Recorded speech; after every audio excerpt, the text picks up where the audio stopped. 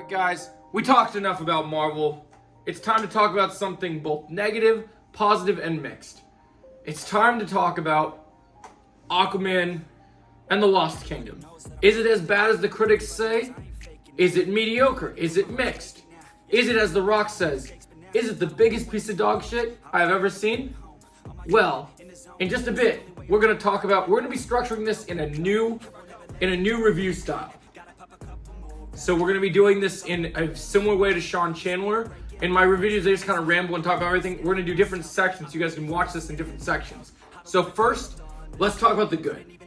Aquaman 2 in the Lost Kingdom is a fun buddy adventure. So you get this kind of like Thor Ragnarok vibe with Jason Momoa's Aquaman has to break Orm out of prison. And also, Orm had a great arc in this movie. I really loved his arc. I really thought the two of the brothers bonding was fun, even though it was silly at times. I liked the action with them. I thought they were pretty cool. The dynamic the lore and the mythology in this movie is really interesting, and I love seeing more of the sea creatures here. Love Tamara Morrison.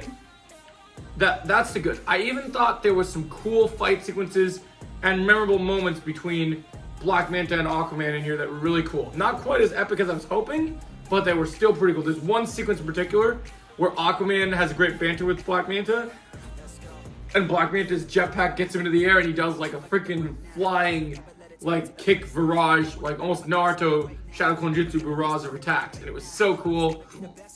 I love seeing Manta fighting him this way. I thought that was cool. It was great. This happened early in the movie. I enjoyed it. Now, another cool good thing about this movie is that Amber Heard is barely in this movie.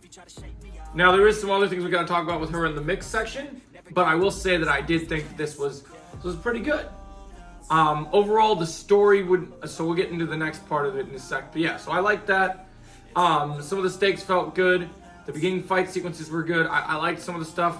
So yeah, I'd say some of the CGI in the beginning half of the movie looked pretty all right. I didn't mind it. And then let's see, any more goods? One other good. There's a tease that kind of is like Jason Momoa baiting us with the Lobo thing, where you see him on a motorcycle and you see him with the sunglasses. You're like, oh, that's a Lobo nod.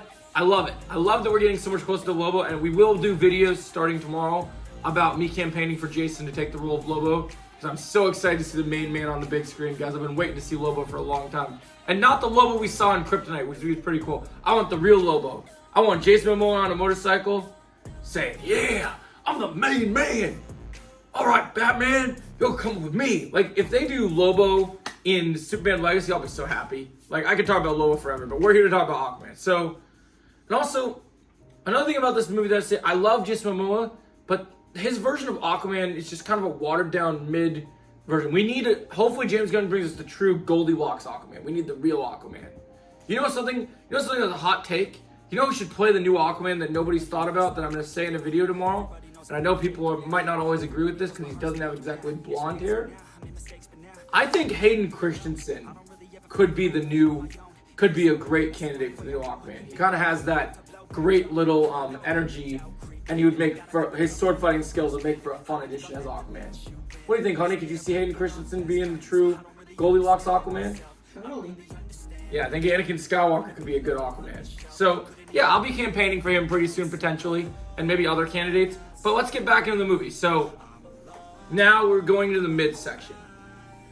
Mid/bad are kind of combined. The CGI for a majority of this movie is horrendous. And while this movie borrows from some cool ideas from Lord of the Rings, the execution of it, and while underwater does look cool, the execution of it do not deliver the way that they should.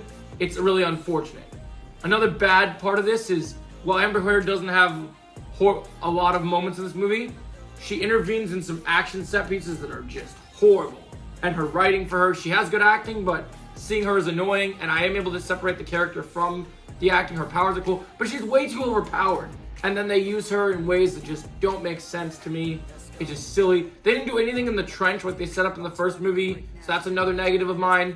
But the biggest negative of all, and I'm about to, alright guys, spoiler warning ahead, mid-spoilers.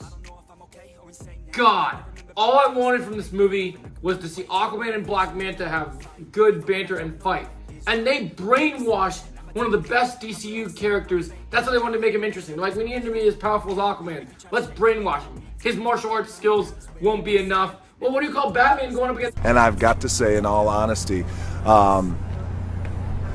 it's the biggest piece of dog shit that I have ever. Doomsday. Really? Like, you had to give him powers and, like, connect with this dark Triton, which was a cool concept, but the whole brainwashing Manta thing just isn't something they would do in the comics. It's not something his character would do. It deviates from who he is. I like James Wan, but the writing for this is bad.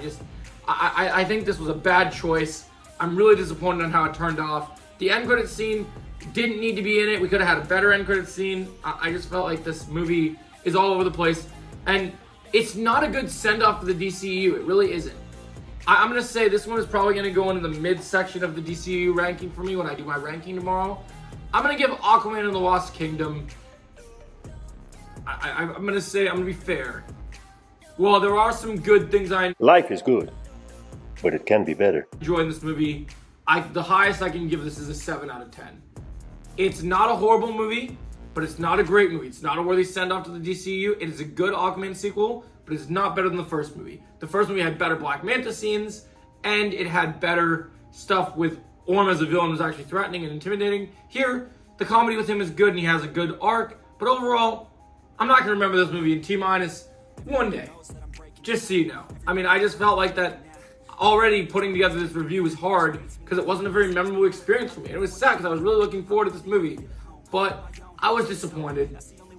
Nicole Kidman wasn't in too much of it, and just overall disappointed. Let me know what you guys think of Aquaman and Lost Kingdom. This is just my opinion. You don't have to share my opinion. I just wanted to give you tell you my frustrations, and I just really thought this was gonna be better. So a worthy sequel, but as we say from Pedro Pascal, end the video. Take it away.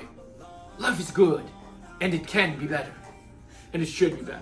So with that being said, remember, have a DC fantastic day, and I'll catch you in the next video. Woo!